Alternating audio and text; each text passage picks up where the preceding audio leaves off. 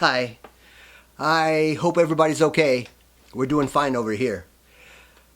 Today we're going to do a directed reading, an analysis of an excerpt which is a part of Civil Disobedience by my man, Henry David Thoreau.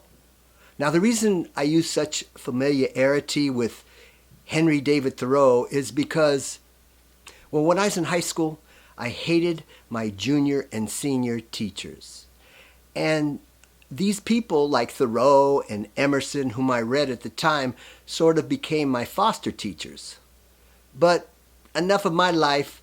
Let's get on with our analysis of civil disobedience.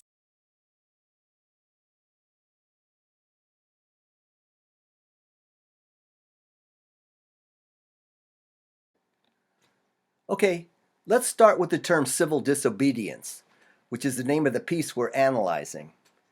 It's an oxymoron, a contradiction in terms. How can you be civil, courteous, and polite, and disobedient, which is a state of disobeying at the same time? Let's look at some other definitions of civil. It also can mean non-criminal, or it can mean a disorder or conflict occurring between citizens of the same country, as did happen with the Civil War in America, the fight over slavery and states' rights about 11 years after Civil Disobedience was published in 1849. So I think that Thoreau might have been showing the potential of all those meanings by using the phrase civil disobedience.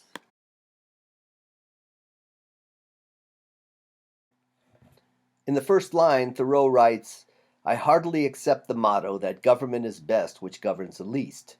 And then he goes on to say, "The government is best which governs not at all." Wow, it kind of makes you ask, is this guy an anarchist? Does he believe in the absence of any form of government? Then one might say he was pissed off because he got arrested and sent to jail for not paying his taxes in protest of a war that his government got into with Mexico. However, he goes on to say that any government is an expedient, a tool that people use to get done what they truly believe should happen in a community where everyone is free and has the freedom of speech and choice.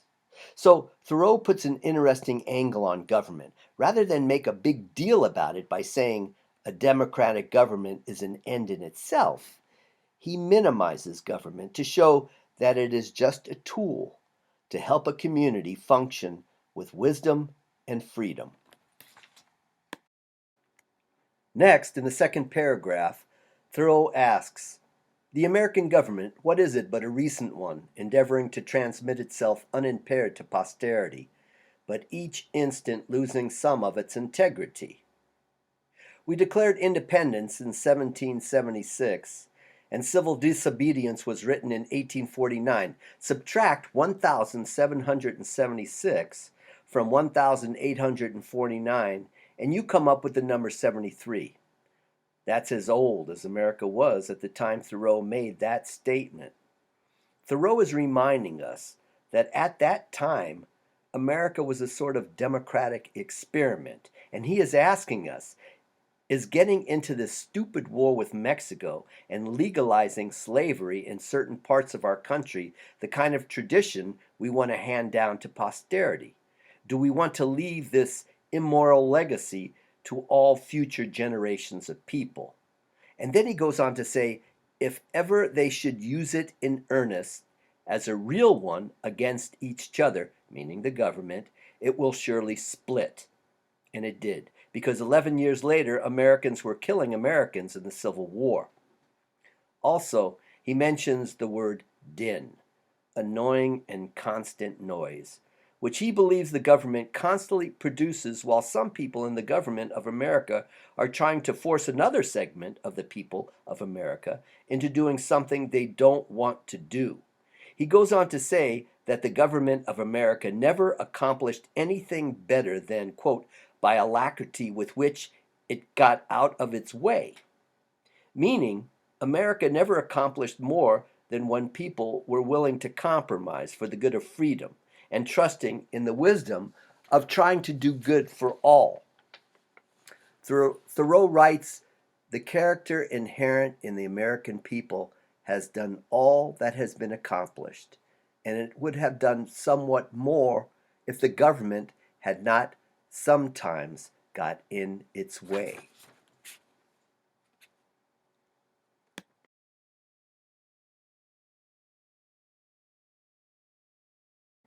So Thoreau is saying that America should trust in itself. Sound familiar? Remember a few lessons back in self-reliance when Ralph Waldo Emerson wrote "Trust Thyself"? Well, Thoreau and Emerson were good buds, and as a matter of fact, Emerson went to visit Thoreau in jail when Thoreau got time in the local pen for not paying his taxes.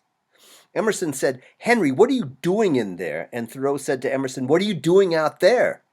Implying that by his own ethics, Emerson was not being true to himself for not protesting as Thoreau had. Talk about getting busted. Thoreau, in the final paragraphs of our excerpt, says, "If some of the people in government would judge by the way they try to carry out the will of the people, they would be behind bars."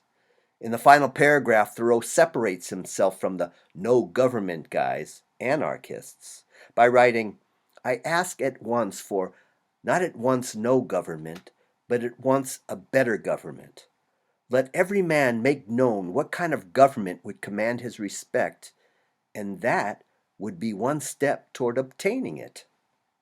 So Thoreau was sort of an idealistic person. He believed that somewhere there was the possibility of the existence of a true democracy. Do you believe that a true democracy exists?